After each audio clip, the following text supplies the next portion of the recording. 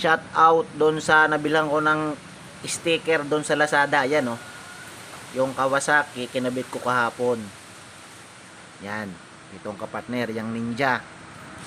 Natulog lang ako. Pagising ko, ayan na oh.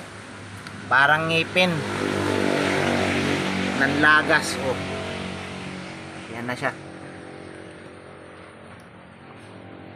Nilinis ko naman bago ikabit.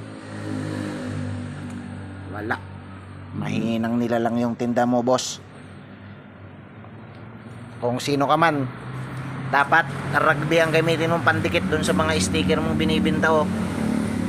Wala. Mabuti pa tong una ko nabili na sticker, maganda yung kapit yan oh.